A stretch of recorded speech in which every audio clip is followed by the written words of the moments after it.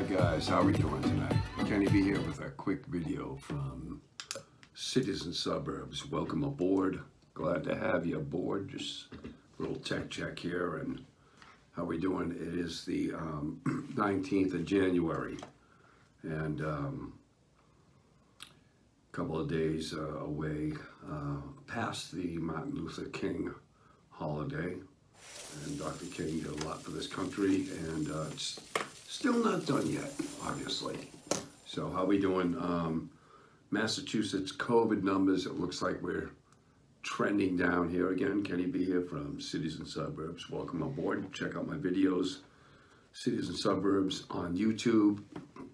Also have a Cities and Suburbs channel on Facebook, which I sometimes will share the videos that I do here on YouTube, and love YouTube. Thank you for the free platforms that help all of us express our opinions, whether you like them or not, and who we are, right? And hopefully it's helpful here for you. But COVID-19 numbers, looks like they're trending down here in Massachusetts. Gosh dang Omicron, what's it going to be next 6 months? Godzilla? I mean, Godzilla actually would be a welcome sight, because at least you could see him. But the COVID numbers trending down. It looks like the 7-day average as of January 8th was 23,037 cases. That is virtually cut in half as of January 18th. Now, these are 7-day averages. You can go on mass.gov, go through the hideous website. I'm sorry to all the people who work for the Mass, but some of the Massachusetts websites are just really hideous to scroll through. But go to mass.gov, you'll see this yellow box. It's a COVID-19. You go to the dashboard and you can see what's going on through the whole state. And you can go through, when you find it, every city and town, increases, decreases. Now, these are cases. Cases. Now, so January 18th, cases were down 13,000 plus, from 23,037 January 18th to 10,409. So what is that? 409. So what is that from? I mean, is that because Worcester has a mask mandate, and half a dozen cities and towns throughout Massachusetts have a mask mandate? And I don't really believe that. I think that does it help? Yeah, it helps. I mean, you could have worn a mask 10 years ago, probably would have helped me prevent catching any kind of cold, but nonetheless, we're trending in the right direction. And I'm not being anti-mask. I've been wearing the damn thing wherever I'm supposed to, and sometimes where I'm not supposed to. I was talking with someone the other day, and I've got a good track record. I have not gotten this thing one way or another. I got the 2 shots, I got the booster, I got a flu shot. I said that in many other videos, and I know I'm just repeating myself, but why not, right? Beating this virus, its variants, its offspring, if you will, is all about repetition. So let's get to it. In Worcester and beyond, it looks like there were 300 suspected coronavirus sites that were shut down by the state and local officials. If you look at where, I mean, I drove by the one the other day in Worcester over at Rice Square, and that's a hideous block anyway. I mean, we're going to talk next week about what are the next steps for Worcester in terms of affordable housing, what neighborhoods I believe should be leveled and that are our new tenements. But for now, let's stay focused. But yeah, this was a nationwide kind of 300 storefronts, and there were all these crappy storefronts with one of those, you know, manufactured, come in here, free COVID test. Several complaints, particularly here in Massachusetts, so they were shut down. Here in Worcester, do you believe there is actually an enforcement team? There's an enforcement team that does, and it's an inspection team that inspects a lot of zoning laws throughout Worcester in this case. And but it's an enforcement team. It's and it has proactive inspections, pop-ins, if you will, to local businesses. And I guarantee you they're not the Stop and Shops. They're not, because I work in a transitional neighborhood, and you know, there's requirements from the city that not only there's a mask mandate for anywhere you go in the city, but for the proprietor, that you have to have a sign on your door that says mask required, whatever it is. That's number one. Number two, if I go into your establishment as a patron, are you wearing a mask? You put the sign up, okay, so the enforcement team has issued in Worcester 103 fines, which are about $100 a piece.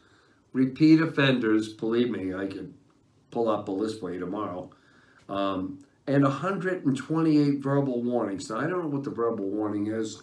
The verbal warning also includes, here's some literature, here's what, okay. But 103 fines. They can be up to $100 or more, particularly for repeats. So employers have to have a sign. Employees have to be wearing a mask when you go in, a face covering. And patrons must be wearing a mask. So I go into some of these stores. I mean, I went to a store the other day in Worcester, and, you know, the sign was way up here, and it was written on the masks required, right? And it was written on like a back of a cardboard, you know, cutout, empty cardboard box that the person used to throw Newport cigarettes in there. You know, had 10 packs of Newports in it. Mask required. And a lot of these businesses also, they're proactive, the inspection team, they're proactive, but a lot of people right now, citizens, are turning these guys in because, and why not? I'd say, you know, turn them in, you know, particularly in our transitional neighborhoods, man. I mean, we cannot have this thing running wild. I mean, there's some people in our transitional, quote, poor neighborhoods, if they weren't in public housing, didn't really know about a shot at all or inoculations or, so at least anyway, guys, you know, if you walk into a store, what do you guys do when you see, you know, if there's a mask mandate? I'll put a survey up here. How many people actually have the balls to go in and say, you know, man, I come in here every day, I'm wearing this, and you know, you've got this mask sign up here, but I come in and no one's wearing a mask. You know, that's not going to keep the inspection department, enforcement team in Worcester from coming into your place. They're going to do a pop-in, kind of like the Alcohol and Beverage Commission, you know, going to do fake that they're 18 years old. You're going to sell them booze, and, you know, you're busted. We don't want to get to that. So just, you know, kind of do the right thing, keep your stores clean, and don't just post a sign and think that that's all over, okay? And even, too, when you go into some of these places, particularly where I go in Worcester, you know, mask required, and even if the proprietor has this plexiglass thing behind them, 9 times out of 10 where I go, none of them are wearing a mask, you know, or a face covering, and they're still supposed to. It doesn't say anything about if you have a plexiglass, this or that. It doesn't. Correct me if I'm wrong. So, in other news, the panhandling between, you know, I was listening to a radio show today, and Fitchburg, city of Fitchburg, is growing. they're having a problem with panhandling. The city of Fitchburg has actually put on, you know, kind of like those wet floor signs on their island saying you cannot panhandle here. They're in for a shitstorm because, or a bleep storm, because Worcester back in 2015 lost a lawsuit saying that, you know, panhandling was illegal in Worcester. You could not be on an island at an intersection or whatever. So the city of Worcester was actually sued for $519,488.97. So we can actually roll that up to 490, you know, dollars. And because they were found to panhandlers, if they were on the islands, it was a peaceful, non-threatening, non-aggressive speech, and hence overbroad, a facially unconstitutional. It was unconstitutional. They weren't threatening anybody, but it is against the law for people to panhandle in the streets. And this has been going on in Worcester through the Burncoat Street area. Anybody in Worcester, these guys, first of all, it's a sad state of affairs when people have to beg. And maybe they don't have to beg, you know, for money, for this or that. It's gotten to a sorry state.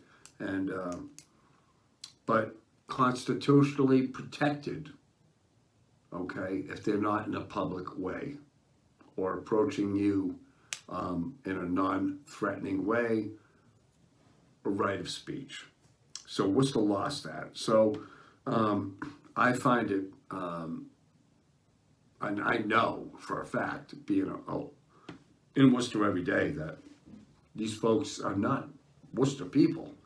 You know, Worcester's a central area. It's easy to jump on trains and public transportation, kind of go from town to town, bump $10 off someone from, you know, a town 100 miles away saying, I'm out of gas. You know, next thing you know, when you're in Worcester and you know, what is that? Is it drugs? Is it choice? I don't know. And that's for another show because, again, we said we're going to talk about this being priced out. You know, being priced out of everything, you know. We can't just cater to the people that have a lot of money. You know, I was talking to someone today about that, and, you know, people who live in Boston, oh, Boston's great. Yeah, if you can afford to live on the ocean front by Encore casinos, but when you get south to Dorchester and Mattapan, come on. You know, the distribution of income there's such a disparity there. The bigger the city, high, low. Anyway, did watch tonight Joe Biden. Got to give him credit, man. That dude hung in there for more than an hour and a half. He even joked around, said, yes, I could do this. Because he's getting a lot of crap about his cognitive ability. And I thought he did just fine at a press conference. I listened to a lot of conservative radio before he came on this show. I listen to all types of radio. And the conservative radio is still thinking that Joe Biden's mind is over there and he's answering questions because he's just trying to find it. And that's not it at all. I'll tell you, I don't know any president that could handle this COVID thing. I'm not saying he's handling it great, worse, or whatever. Would you want the job? I mean, you hear all these people calling in to conservative radio. They got half a brainstem. It's great to call in and comment really quick, you know, on something that you have no responsibility for at all. You know, you think when you go and check your box and vote and my responsibility's done, my will should be done. Guess what? It's not. It's the way you behave every day. What do you do? The people who criticize the president, whether it's Donald Trump, what do you do every day, right? Do you just expect people to take care of all your crap for you? You know, how are you handling yourself on a daily basis? You know, you being civil, you letting people take a left turn, you know, picking up garbage. What are you doing for the country? Other than just calling into a radio show and having everybody else, you know, expecting, you know, every time you check a box that all your problems are going to friggin' disappear. Guess what, guys? It's not. Everybody that lives in this country is a fabric of this country, is a fabric of this nation, an important fabric, you know. And if fabric goes fraying away, then there goes the fabric of our country. So, you know, I'm just saying we all have a responsibility. Do I want to see poor people begging? No. I think public housing in this country sucks. It's old. You know, we warehouse people without any money, throw a bunch of services at them. That's not going to work moving forward in this country, guys. So once we get past the Omicron and I don't know what the Valleycron, the Microcron, the whatever it would be. What's next after O? I don't know. O, Pomicron, Quamicron. Let's walk right down the alphabet. But anyway, guys, thanks for joining me. And so football this weekend. No, it's not your New England Patriots. And guess what? They do not deserve to be in the playoffs. They made the playoffs. We'll see next year. It's a bitter pill for a organization and franchise that has been very successful. I'm not blinded by that. Green Bay was that years ago. Been in many franchises that have been up and now they're down. I don't think they're down. I think the Patriots had a great year and I enjoyed football in New England. So let's watch it this weekend. We get the Bills and I think we get the Kansas City Chiefs. The Bills are at Kansas City. That's going to be a great game. Just enjoy it, right? Just enjoy it. And, yeah. And enjoy the free background music, guys. And we'll talk to you soon, all right? And we are signing off. I'm Steve. Take care. See you on the other side.